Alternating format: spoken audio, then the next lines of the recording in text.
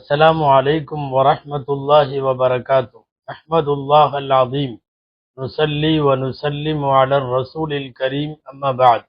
فقد قال الله عز وجل في كلامه القديم والفرقان الحميد: أعوذ بالله من الشيطان الرجيم. بسم الله الرحمن الرحيم. فقصص القصص لعلهم يتفكرون. صدق الله العظيم. அளவற்ற அருளாளனும் நிகரற்ற அன்புடையோனுமாகிய எல்லாம் வல்ல அல்லாஹுவின் பெயரால் துவங்குகிறேன். அருமைநாயகம் முஹம்மதுர் ரசூலுல்லாஹ் ஸல்லல்லாஹு அலைஹி வஸல்லம் அவர்களின் மீதும் நற்பாக்கியங்கள் நிறைந்த அவர்களுடைய உம்மத்தின் மீதும் குறிப்பாக இந்த ஜும்மா நன்னாளில் இக்காணொளியில் இணைந்திருக்கிற நம் அனைவர் மீதும் எல்லாம் வல்ல அல்லாஹுவின் நல்லருள் என்றென்றும் நிறைவாக உண்டாவதாக. ஆமீன். அல்லாஹுவின் பேரருளால் நம்முடைய இந்திய நாடு 80வது சுதந்திர தின விழாவை நாளைய தினம் கொண்டாடுகிற சூழ்நிலையில் சுதந்திர விழா சிந்தனைகள் என்று சில விஷயங்களை நாம் சிந்திக்க வேண்டும். அன்பானவர்களே, அல்லாஹ் சொல்லுகிறான், வரலாறுகளை அவர்களுக்கு சொல்லுங்கள், அவர்கள் சிந்திக்க வேண்டும். ஃபக்ஸுஸில் கஸஸ் லஅல்லஹும் யதஃபக்கரூன். வரலாறுகளை அறிந்து கொள்ளாத சமூகம் வெற்றி அடைய முடியாது. உலகத்தினுடைய மிகப்பெரிய வரலாற்று பேராசிரியர் அல்லாமா இப்னு ஹல்தூன் ரஹிமஹுல்லாஹ் உலகத்தில் வரலாறு என்று சொன்னால் இவர்களுக்கு பின்னால் தான் எந்த வரலாற்று ஆசிரியரையும் சொல்ல முடியும். அவர்கள் தங்களுடைய புகழ்பெற்ற முகத்திமா இப்னு ஹல்தூன் முன்னுரையிலே அவர்கள் குறிப்பிடுகிறார்கள், யார் கடந்த கால வரலாறுகளை தெரியவில்லையோ, நிகழ்கால நிதர்சனங்களை உணரவில்லையோ, அவர்களுக்கு எதிர்காலமே கிடையாது என்பது அவருடைய மிகவும் முக்கியத்துவம் வாய்ந்த, பிரபலம் வாய்ந்த, உலகத்தினுடைய தொன்மமான ஒரு பழமொழி. எனவே கடந்த காலத்தில் ஒரு சமுதாயம் தனது வரலாறை தெரிந்து வைத்திருக்க வேண்டும், வாசிக்க வேண்டும், அசை போட வேண்டும், சிந்திக்க வேண்டும், அதனால் பெருமிதப்பட வேண்டும். அப்படிப்பட்ட வரலாறு தான் இந்திய சுதந்திரத்தில் நம்முடைய முன்னோடிகளான முஸ்லிம்களினுடைய தியாக வரலாறு. ஒவ்வொரு சுதந்திர தின விழாவின் போதும் நாட்டு மக்களுக்காக வேண்டி நாட்டு பற்றையும் சுதந்திர சிந்தனைகளையும் ஊட்டுகிற போது மறவாமல் முஸ்லிம் சமுதாயம் கடந்த காலங்களில் இவர்களின் முன்னோர்கள் ஆற்றிய பங்களிப்பை பற்றி தொடர்ந்து சொல்லிக் கொண்டே வருகிறோம். கடந்த கால வரலாற்றை தெரிந்தால்தான் எதிர்காலத்தினுடைய சூழல்களை கட்டமைக்க முடியும் என்ற காரணத்தால். அன்பானவர்களை, வாருங்கள், சுதந்திர விழா சிந்தனைகளில் முக்கியமானது, இஸ்லாத்தில் அடிமைத்தனம் இல்லை, ஆண்டான் அடிமை வித்தியாசம் இல்லை, உயர்ந்தவன் தாழ்ந்தவன் என்கிறது இல்லை, பிறப்பாலோ தொழிலாலோ வர்க்க பேதங்கள் இல்லை, யாரும் யாரையும் அடிமைப்படுத்த முடியாது. சுருக்கமாய் சொல்வதானால் உலகமெல்லாம் ஓர் இறைவனின் அடிமைகள், அவ்வளவுதான். அல்லாஹுவை தவிர, படைத்த இறைவனை தவிர வேறு யாருக்கும் அடிமையாக இருந்துவிடக் கூடாது என்பது இஸ்லாமிய சித்தாந்தம், கோட்பாடு. அடிமைத்தனத்திலே இருந்து விடுதலை, சுதந்திரம் என்பது அது ஒரு இஸ்லாத்தினுடைய கோட்பாடு என்றே சொல்லலாம். நீங்கள் வழிநடுக குர்ஆனை வாசித்தால் திருக்குர்ஆனில் குற்றங்களுக்கு பரிகாரம் வருகிறது. ஏதாவது மார்க்கத்திற்கு முரணான காரியம் செய்தால், சத்தியம் செய்தால், அந்த மாதிரி நேரத்தில் மார்க்கம் அதற்கு குற்றத்திற்கு பரிகாரம் என்ன சொல்லுகிறது தெரியுமா? அடிமையை வாங்கி அவனை அடிமைத்தனத்தில இருந்து சுதந்திரமாக்கு, அதுதான் உனது தண்டனை. உலகத்திலேயே சமய புத்தகங்களில் ஒருவன் இழைக்கிற குற்றத்திற்கு பரிகாரமாக அடிமையை விடுதலை செய்ய வேண்டும் என்பதை சட்டமாக ஆக்கியது இஸ்லாம் மட்டும், திருக்குர்ஆன் மட்டும். அந்த அடிப்படையில் அடிமைத்தனத்தை விரும்பாத ஒரு நாடு, ஒரு சமுதாயம் தன்னுடைய நாட்டை ஆங்கிலேயன் அடிமைப்படுத்தியதை இந்தியாவில் இருக்கிற இஸ்லாமியர்கள் விரும்பவில்லை. பிரிட்டிஷை பற்றி சொல்லுவார்கள், பிரிட்டன் சூரியன் உதிக்காத நாடு என்பார்கள். அப்படின்னா உலகத்திற்கு சூரியன் மறையாத நாடு என்பார்கள்.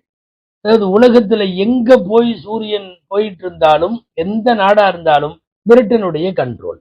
காலனி ஆதிக்கம் என்கிற பிரிட்டனுடைய கட்டுப்பாட்டுக்கு கீழ், அவர்களுடைய அடிமைத்தனத்திற்கு கீழ் 90 நாடுகள் இருந்தது. 90 நாடுகள். ஆனா 90 நாட்டிலையும் உணர்வும் ரோஷமும் மானமும் கொண்டு வெகுண்டெழுந்து என்னை அடிமைப்படுத்த நீ யார்? என் கனிம வளங்களை இயற்கையை கொள்ளையடிக்க நீ யார்? என்னுடைய நாட்டை விட்டு வெளியேறிப்போ, எங்களுக்கு சுதந்திரம் கொடு என்று பிரிட்டனுடைய பிரம்மாண்ட கதவுகளை முதலில் தட்டியது இந்தியா. 90 நாடுகளில் முதலில் விடுதலை பெற்றதும் இந்தியா. படிப்படியாக பல நாடுகள் பின்னாலே விடுதலை பெற்றது. சிலவற்றை அவர்களே விட்டுவிட்டும் போய்விட்டார்கள். ஒரு தாய்க்கு சமமாக தாய் நாட்டை நேசிக்கிற முஸ்லிம்கள் தாயின் மீது கை வைத்தால் எப்படி தாங்க மாட்டார்களோ, அதுபோல தாய் நாட்டை ஒருவன் அடிமைப்படுத்தியதையும் ஆக்கிரமித்ததையும் அதை அவர்கள் ஏற்கவில்லை.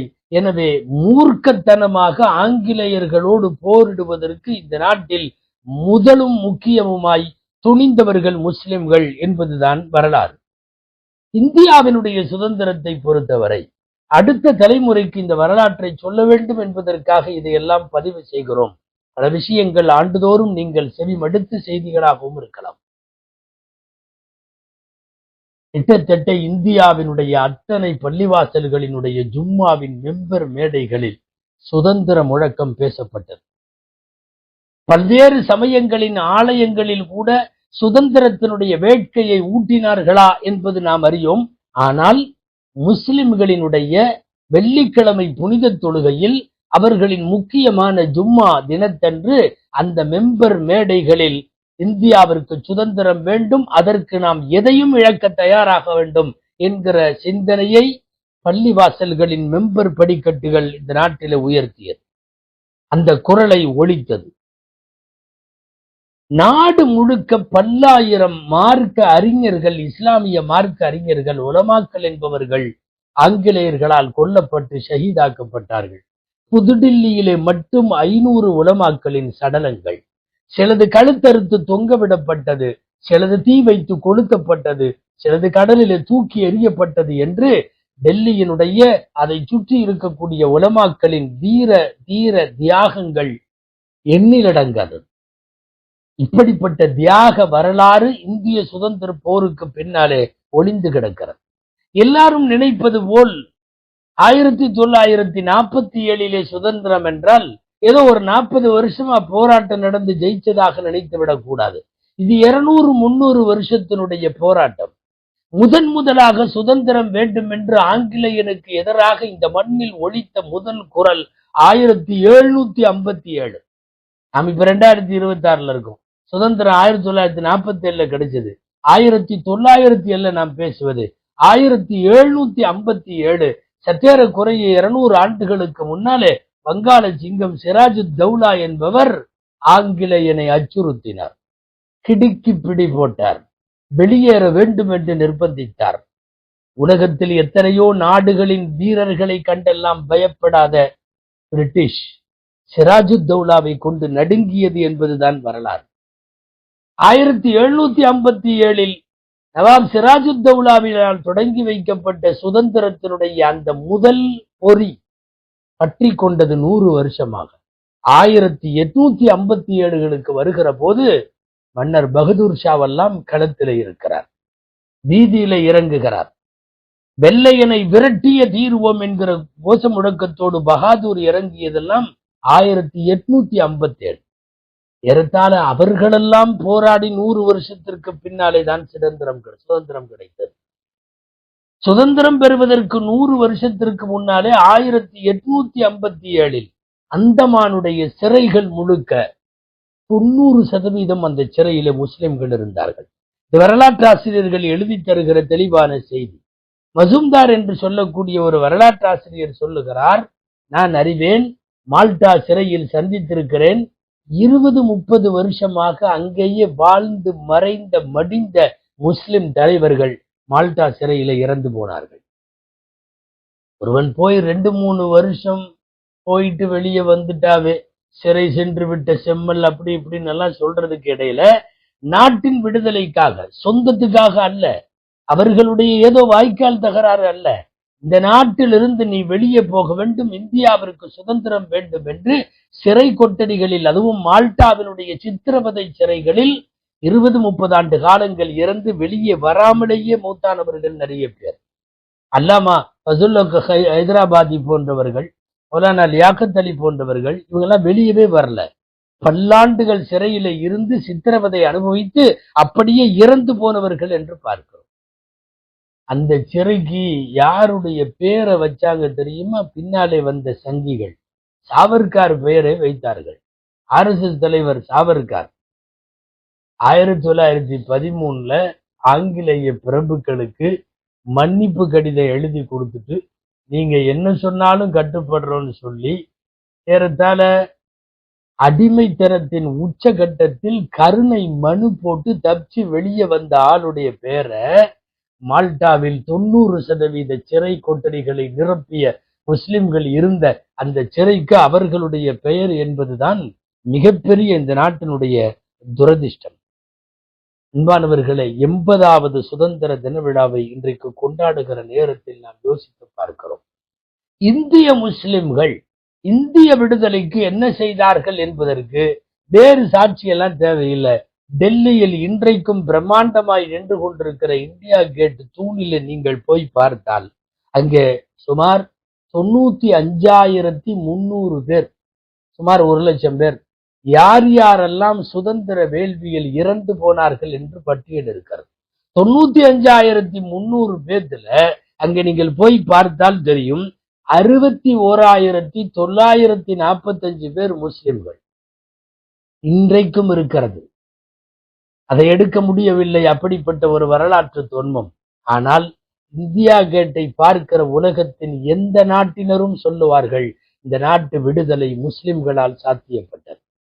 இங்க ஒண்ணு சொல்ல வேண்டும், பேதப்படுத்தி பிரிவினையை உண்டாக்குவதற்காக நாங்க தான் விடுதலை வாங்கி கொடுத்தோன்னு பேசல. நான் சொல்ல வருவது, எல்லா சமயத்தவர்களும் சேர்ந்து விடுதலைக்கு உழைத்தார்கள். அன்றைக்கு சமய ரீதியான சண்டைகளை உருவாக்குகிற சங்கிகள் இல்லை. எனவே எல்லாரும் சேர்ந்து போராடினார்கள். பெரும் பங்களிப்பை முஸ்லிம்கள் செய்தார்கள் என்று சொல்ல வருகிறோம். 95ல 61,000 பேர், 95,000 பேர்ல இறந்து போனவர்கள் முஸ்லிம்கள் என்றால், இந்த நாட்டு விடுதலைக்கு இறந்து போனவர்களில் 3/2 பங்கு தியாகம் முஸ்லிம்களுடையது என்பது நாமெல்லாம் சொல்ல வேண்டாம். இந்தியா கேட் என்கிற அந்த வரலாற்று சின்னம் சொல்லிக் கொண்டிருக்கிறது. ஒன்றா இரண்டா பட்டியலிட்டால் இந்த சுதந்திர தினத்திலிருந்து அடுத்த சுதந்திர தினம் வரைக்கும் ஒவ்வொருத்தரையும் பேசலாம், ஒவ்வொரு முஸ்லிம்களையும் வரிசையால். அன்பான பெருமக்களே, கேரளத்தினுடைய மாப்பிள்ளைமார்கள் ரயில் பெட்டியில ஏற்றி அந்த ரயில் பெட்டியையே சந்தூக்காக மாற்றி ரயில் பெட்டியை சவப்பெட்டி ஆக்கி மாப்பிள்ளைமார்களை கொன்ற வரலாறு, அந்த தியாகிகளின் வரலாறு இந்திய சுதந்திர போரில் முஸ்லிம்களுடையது. ஜெனரல் டயர் என்கிற ஆங்கில அதிகாரியை விட்டுவிட்டு கிணறு முழுக்க பிணங்கள் என்கிற அளவுக்கு சுட்டு சொல்லப்பட்ட ஜாலியன்வாலாபாக் இன்றைக்கும் 6ஆம் வகுப்பு வரலாறிலே இருந்து MA வரலாறு வரைக்கும் எல்லா இடத்திலும் இருக்கிறது. ஆனா ஜாலியன்வாலாபாக்கிலே சுட்டு கொல்லப்பட்டவர்களில் பெரும் பகுதி முஸ்லிம்கள் என்பது மாத்திரம் திட்டமிட்டு அந்த வரி மறைக்கப்படுகிறது. ஜாலியன்வாலாபாக்கிலே இறந்தவர்கள் பெரும் பகுதி முஸ்லிம்கள். இனி ஒவ்வொன்றாய் சுதந்திரத்திற்கு 100 வருஷத்திற்கு முன்னாலே பிரிட்டனை அதிர வைத்த பகதூர் ஷாவை என்னவென்று சொல்வது? இனிமேல் இங்கே வைக்கக்கூடாது என்று நாடு கடத்தி பர்மாவின் ரங்கூனுக்கு கொண்டு போனார்கள். கடும் இருட்டு சிறை கொட்டடியிலே அவரை அடைத்தார்கள். அன்பானவர்களே, எந்த கொஞ்சமேனும் கல்மணம் கொண்ட நெஞ்சம் கூட கசிந்துருக செய்கிற வரலாறு பகதூர் ஷாவுடையது. பாறையும் கூட அழுகும். காலை உணவுக்கு தட்டிலே மூடி கொண்டு வந்து அவர் பெற்ற 2 பிள்ளைகளின் தலைகளை வெட்டி துணியிலே மூடி காலை உணவென்று கொண்டு வந்து வைக்கிற போது ஒரு தந்தை என்ன துடிப்பார், என்ன பதைப்பார், எப்படி ஆர்ப்பரித்து ஒப்பாரியோடு அழுகுவார். பெத்த மக 2 பேர்த்தையும் தலையை வெட்டி கொண்டு வந்து தட்டில வச்சு காலை உணவு சாப்பிடு என்று அன்றைய ஆங்கிலேய மேஜர் ஹட்சன் சொன்ன போது கண்ணில் ஒரு சொட்டு தண்ணி வரல. தண்ணி விடாத பகதூர் ஷா ஜாஃபர் சொல்லுவார், எதிரிகளுக்கு முன்னால் கண்ணீர் வடிப்பவன் அது எதிரிகளுக்கு சந்தோஷத்தை கொடுத்து விடும். நான் அழமாட்டேன். என்னுடைய நாட்டின் விடுதலைக்காக வேண்டி என் பிள்ளைகள் தியாகம் செய்திருக்கிறார்கள் என்று சொன்னது மட்டுமல்ல, பர்மாவின் சிறையிலேயே வைத்து கிட்டத்தட்ட படுகொலை என்கிற அளவுக்கு ஆக்கப்பட்டு அவன் இறந்து போய் பர்மாவிலேயே ரங்கூனிலே பகதூர் ஷாவை அடக்கப்படுகிற போது அடுத்த மண்ணில் அடங்காமல் கையோடு கொண்டு வந்திருந்த ஒரு இந்திய மண், ஒரு பிடி மண், அந்த மண்ணை பகதூர் ஷாவினுடைய கபரடக்கத்தில் அவர் மண்ணறையிலே ஒரு பிடி இந்திய மண்ணை போட்டார்கள் என்றால் இந்த நாட்டின் மீதும் இந்திய மண்ணின் மீதும் இந்திய மக்களின் மீதும் முஸ்லிம் சமுதாயத்தின் முன்னோடிகள் வைத்திருந்த அந்த பெருமையை, அந்த பெருமிதத்தை வார்த்தைகளால் சொல்ல முடியாது. ஆனால் இன்றைக்கு சங்கிகளின் கோஷம், இந்தியா எங்களுடையது, நீ வெளியே போய் என்கிறான். அடுத்த நாட்டிலே செத்து போகிற போது கூட கைப்பிடி இந்திய மண்ணோடு செத்து போக வேண்டும் என்று ஆசைப்பட்டது எங்களுடைய முன்னோடிகளான முஸ்லிம் சமூகம். அவன் ஏன் பர்மாவிலே போய் அடங்க வேண்டும்? அங்கே என்ன மாமனா மச்சானா? ஆங்கிலேயர்களால் நாடு கடத்தப்பட்டு அடக்கப்பட்டவர்கள் பகதூர் ஷா போன்றவர்கள், திப்பு சுல்தான் போன்றவர்களின் வரலாற்றை கொச்சைப்படுத்துகிறார்கள் இன்றைக்கு சங்கிகள். இப்போ ஆட்சி என்ன ஆட்சி தெரியுமா? நன்கு தெரிந்து கொள்ளுங்கள். 90% இந்துக்கள், 10% முஸ்லிம்கள் தான் திப்பு சுல்தானின் ஆட்சியில். ஆனா 90% இந்துக்களினுடைய வணங்குகிற கோவில்களுக்கு திப்பு சுல்தான் வழங்கிய மானியங்கள் பல்லாயிரம் வராகன்கள், தங்க காசுகள், நிலங்கள், கோவில்களுக்கான வருவாய்கள். இன்னைக்கும் பாதுஷா மானியம்னு இந்தியாவினுடைய எக்கச்சக்கமான, குறிப்பாக சவுத் இந்தியா, தமிழகம், கர்நாடகம், ஆந்திரா, கேரளத்தினுடைய கோயில்களில் பாதுஷா மானியம் என்பது அத்தனையும் திப்பு சுல்தான் கொடுத்தது. திப்பு என்ன செய்தான்? இந்த நாட்டுக்கு ஒரு அரசர் எப்படி இலக்கணமாக வாழ வேண்டும் என்று வாழ்ந்தவன் திப்பு சுல்தான். கர்நாடகாவின் சில இடங்களில் ஒரு மனைவியை பல ஆண்கள் திருமணம் செய்வார்கள். நீண்ட நாட்களாக நடைபெற்று வந்த இந்த பழக்கத்தை இது ஒட்டுமொத்தமாக எல்லா சமயங்களுக்கும் விரோதமானது. தடை செய்கிறேன் என்று தடை செய்தவர் திப்பு சுல்தான். மைசூரில் கடவுளுக்காக நரபலி கொடுத்தார்கள். குழந்தைகளை, சமயங்களில் இளம் பெண்களை நிற்க வைத்து தலையை வெட்டி தெய்வங்களுக்கு நரபலி கொடுத்த அந்த நரபலியை தடை செய்தவர் திப்பு சுல்தான்.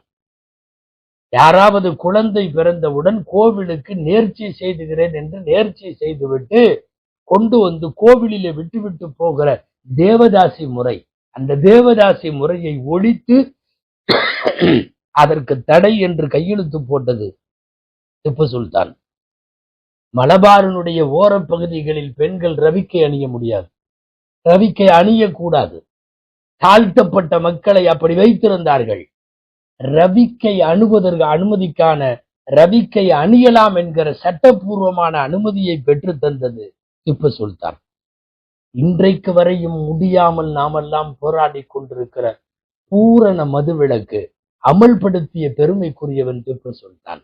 இதெல்லாம் ஏன் சொல்லுகிறோம்? திப்புவின் ஓர வஞ்சனையாக வரலாறு திரித்து எழுதப்படுகிறது. அந்த வரலாற்று திரிபுகளை உலகத்திற்கு சொல்ல வேண்டும். அவன் செய்த சீர்திருத்தங்கள், திப்புவின் சீர்திருத்தங்கள் சொல்லி மாளாதவை.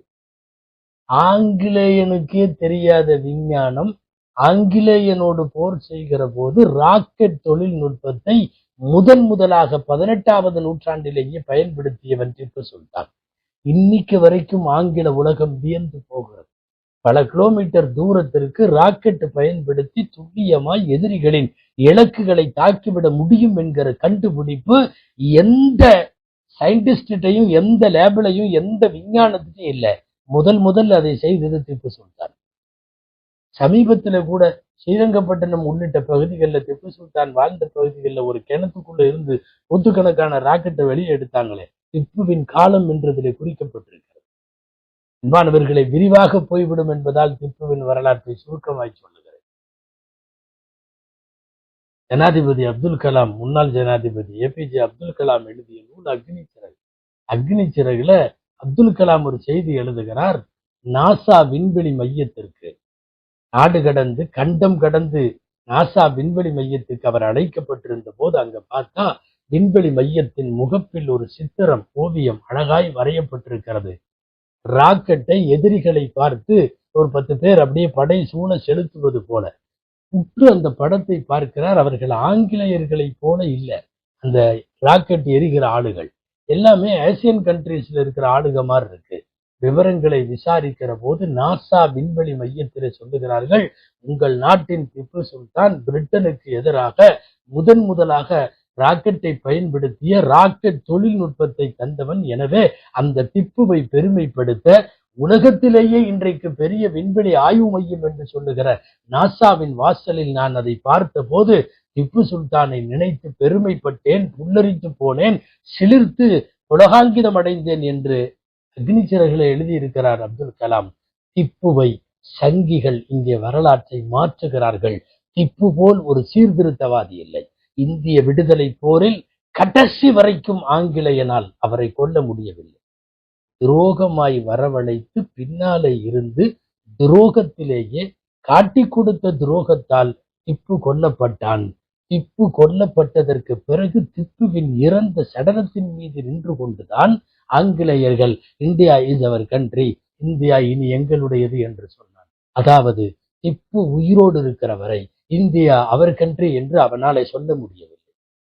அதுவரைக்கும் இந்தியா திப்புவின் பூமி, இந்தியர்களின் பூமி. இந்த நாட்டில் வாடுகிற இந்து, முஸ்லிம், கிறிஸ்தவ, சீக்கிய, ஜெயின, சமண, வைணவ அத்தனை பேருக்குமான பூமி. ஏனென்றால் அப்போதெல்லாம் சங்கிகள் இல்லை. சங்கிகள் வருகிற வரை எல்லாமே சரியாகத்தான் இருந்திருக்கிறது. திப்புவை பற்றி இன்றைக்கு வரலாற்றை மாற்றி எழுதுகிறார்கள். அன்பானவர்களை, இந்தியாவினுடைய வரலாற்றில், சுதந்திர தின வரலாற்றில் போய் முழுசா தெரிஞ்சுக்கிறதுக்கு நிறைய போலாம். ஆனா நாம இந்த சங்கிகளுக்கெல்லாம் தலைவராக இருந்தானே சாவர்கார், சமயங்கள்ல அவனால் கூட உண்மையை மறைக்க முடியும். சங்கிகளினுடைய மூத்த பிதாமகன் சாவர்கார் எழுதிய நூல் எரிமலை. எல்லா நூல் நிலையத்துல இருக்கும் பாருங்க. எரிமலையில் சாவர்காரை மறுக்கவே முடியாமல், மறக்கவும் முடியாமல் ஒரு சில முஸ்லிம்களின் தியாகங்களை சாவர்கார் எழுதியிருக்கிறார். நாம் வேறு எந்த புத்தகத்தை ஆதாரம் காட்டினாலும் அது முஸ்லிம் சார்புடையது என்று சொல்லிவிடுவீர்கள். எழுதியிருப்பது உங்களுடைய ஹெட் ஆபீஸ், உங்களுடைய ஹெட் குவார்டர், உங்களுடைய ஹெட். சாவர்கார் எரிமலையிலே சொல்லுகிறார், இந்தியாவில் இஸ்லாமியர்கள் தியாகங்கள் நிறைய புரிந்தார்கள். ஒரு நவாபை கைது செய்கிறார்கள். ஒட்டுமொத்த ஊரில் உள்ள இந்துக்கள் எல்லாம் கதறி கதறி நவாபை கைது செய்த போது அழுதார்கள். நவாப் அந்த அளவுக்கு மனிதநேயம் மிக்கவராக இருந்தார் என்று எழுதியிருப்பது சாவர்கார். அவருடைய நூல் எரிமலையில். கிராமங்கள் எல்லாம் பச்சை கொடி கட்டி இருந்தது, இந்துக்கள் வீடுகளிலும் முஸ்லிம் கொடியை கட்டி இருந்தார்கள் என்று எழுதுவது சாவர்கார். அவருடைய புத்தகம் எரிமலையில். சாவர்கார் எழுதுகிற செய்தியில ஒரு ருசிகரமான செய்தி உண்டு. ஒரு மௌலவியின் மரண சாசனம். இதை எழுதியிருக்கிறதும் சாவர்கார் தான் எரிமலை புத்தகத்துல. அதாவது ஒரு மௌலவியும் ஒரு ஆங்கிலேயனும் ஃப்ரெண்ட் ஆயிட்டாங்க, 2 பேரும். ஆங்கிலேயர்களால் தண்டிக்கப்பட்டு மௌலவிக்கு மரண தண்டனை. அவரு இறக்க போறார். மரணப்படுக்கையில் இறக்க போகிற அந்த மௌலவிட்ட பிரிட்டிஷ்கார், அவன் ஆங்கிலேயன், கேட்கிறான், உனக்கு கடைசி ஆசை ஏதாவது இருக்குதா? அப்ப அவர் தெளிவா சொன்னாரு, நீ எதுவும் தப்பா நினைச்ச கூடாது, நான் என் உள்ளத்துல உள்ளதை சொல்றேன். நான் இறக்க போறேன், இப்போ என்னுடைய நாள் முடிந்து விட்டது. என்ன என் கையால ஒரு 2 ஆங்கிலேயனை எனது நாட்டுக்காக கொலை பண்ண முடியாம நான் போறேனே என்ற வருத்தத்தை தவிர என் மரணத்தில் எனக்கு எந்த வருத்தமும் இல்லை என்று சொன்ன போது அந்த ஆங்கிலேயன் அதிர்ச்சி உற்று போனான். இந்த அளவிற்கு கூட ஆங்கிலேயர்கள் மீதான, காலனியின் மீதான எதிர்ப்பும் சொந்த நாட்டின் மீதான சுதந்திர வேட்கையும் இருக்குமான்னு ஆச்சரியப்பட்டு போனான் என்று எழுதுவதும் நாம் எழுதல, முஸ்லிம்கள் எழுதல, சாவர்கார் எழுதிய எரிமலை புத்தகத்தில இருக்கிறது. சாவர்கார் மறந்தும் கூட அவர் மறுக்க முடியாத ஒரு இடத்தில் எழுதுவது மௌலவி அகமது ஷா என்பவர். அகமதுல்லான்னு சொல்லுவாங்க, அகமது ஷான்னு சொல்லுவாங்க. இன்றைக்கு எங்கள் பூமி என்பதை போல சில பேரால் ஆக்கிரமிக்கப்பட்டிருக்கிற அயோத்தியிலே தான் அகமது ஷா கொல்லப்பட்டார். சாவர்கார் அந்த வரலாற்றை எழுதுகிற போது எத்தனை தடவை அழுதிருப்பான்னு தெரியல. சாவர்கார் எழுதியிருக்கிறான், மௌலவி அகமதுல்லாவை துரோகத்தால் கொண்டார்கள்.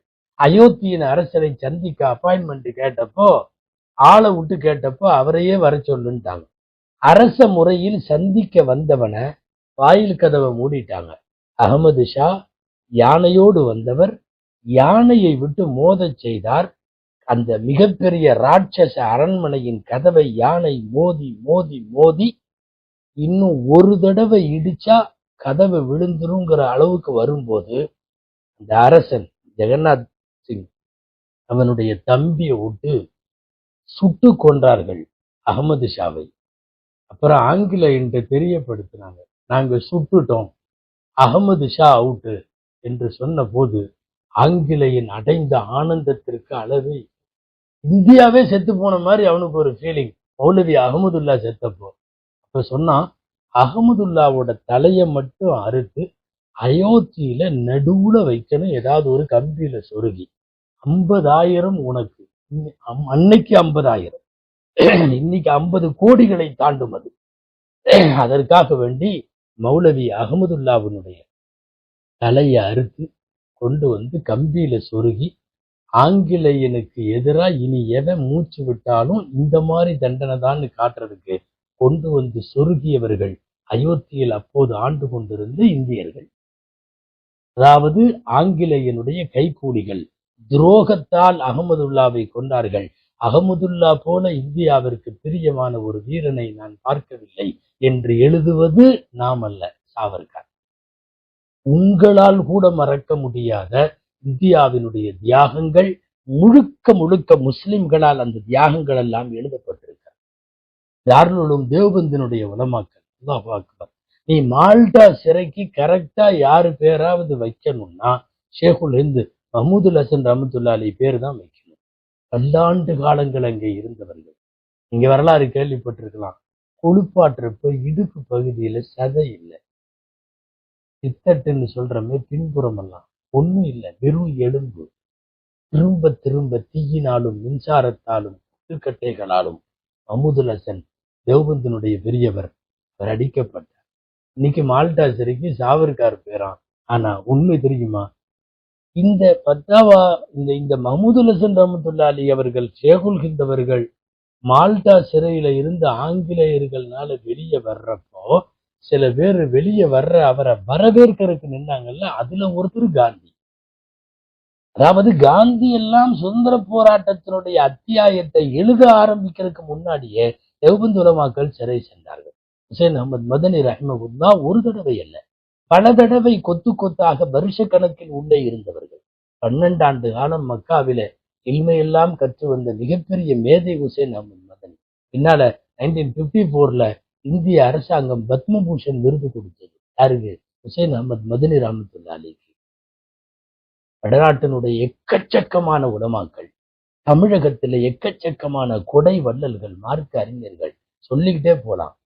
ஜமால் முகமதுல இருந்து, கர்த்தராவுத்தர்ல இருந்து, அமீர் ஹம்சாவில இருந்து, அல்லப்பட்டி மணிமொழி மௌலானாவிலிருந்து, அன்பானவர்களே, ஒரு நீண்ட பாரம்பரியம் சுதந்திரத்திற்காக வேண்டி நாங்கள் இழந்திருக்கிறோம். முஸ்லிம் உலமாக்கள் என்ன செய்தார்கள் தெரியுமா? ஆங்கிலேயன் போல ஆடை அணிய வேண்டாம், ஆங்கிலேயத்துல வேலை செய்ய வேண்டாம், ஆங்கிலேயனுடைய ஆங்கில மொழியை படிக்க வேண்டாம், போகிறது அப்படியே நீண்ட, ஆங்கிலேயனோடு எந்த ஒட்டும் உறவும் வேண்டாம் என்று பேசியது முஸ்லிம் சமூகம். பாருங்கள் அன்பானவர்களை, நிறைவுக்கு வருவோம். இது 80வது சுதந்திர நாள். இந்த நாட்டினுடைய சுதந்திரத்தில் ஒவ்வொரு செங்கல்லிலும் முஸ்லிம் பெயர் இருக்கிறது. எல்லா சிறையின் செங்கற்களிலும் முஸ்லிம்கள் பெயர் இருக்கிறது. நாங்கள் பட்டாவெல்லாம் வாங்கவில்லை, நாங்கள் தியாகி பென்ஷன் எல்லாம் வாங்கவில்லை, எங்களுக்கு ஆளுயர மேலைகளும் மாலைகளும் மேடைகளும் போட்டு யாரும் பாராட்டணும்னு சொல்லல. நாங்கள் அரசு நிலங்களை கூட முஸ்லிம் தியாகிகள் வாங்கல. எங்களுக்கு தேவை என்ன தெரியுமா? எங்கள் வரலாறை மாற்றாதீர்கள், மறக்காதீர்கள், மறக்கடிக்காதீர்கள், அடுத்த தலைமுறைக்கு அந்த வரலாற்றை இருட்டடிப்பு செய்யாதீர்கள். காரணம், இந்திய சுதந்திரம் பெரும்பகுதி முஸ்லிம்களால் கட்டமைக்கப்பட்டது. கொடுமை என்ன தெரியுமா? இவன் ஊர்வலம் நடத்துறப்போலாம் இந்தியா விட்டு வெளியே போன்னு நம்மளை சொல்லுவோம். அந்நியன் என்கிற அவதூறை சுமந்து கொண்டு வாடுகிற சூழல் 80வது சுதந்திரத்திற்கு பின்னாலும் இருக்கிறது என்றால், இந்த சங்கிகளை மாத்திரம் எதிர்த்து இன்னொரு சுதந்திர போர் செய்யப்பட வேண்டும். அது அகிம்சையால் கூட இருக்கலாம். ஆனால் சங்கிகள் வருகிற வரை இந்தியா மிகச்சிறப்பாக இருந்தது. சங்கிகளினுடைய ஆதிக்கத்திற்கு பிறகுதான் இந்தியா மத துவேஷத்திற்கு இலக்காகி போனது. சுருங்க சொன்னால் இந்த நாட்டில் தியாகிகள் துரோகியாக்கப்படுகிறார்கள், துரோகிகள் தியாகியாக்கப்படுகிறார்கள்.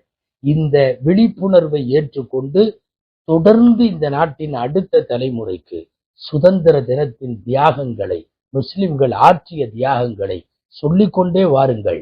எல்லாம் வல்ல இறைவன் இந்தியாவை தாய்நாடாய், இஸ்லாமை வழிபாடாய், இந்த நாட்டில் இருக்கிற எல்லா சமயத்தோரோடும் இணங்கி வாழக்கூடிய பாக்கியத்தை தருவானாக. நம்முடைய பெரியவர்கள் சொல்லி தந்தது போல் அல்லாஹுவை வணங்கி வாழ்வோம், இல்லாதவர்களுக்கு வழங்கி வாழ்வோம், எல்லோருடனும் இணங்கி வாழ்வோம். இறைவன் ஏற்பானாக. ஆமீன். வாஹிர் தஅவானா அல்ஹம்துலில்லாஹி ரப்பில் ஆலமீன். அஸ்ஸலாமு அலைக்கும் வரஹ்மத்துல்லாஹி வபரகாத்துஹு.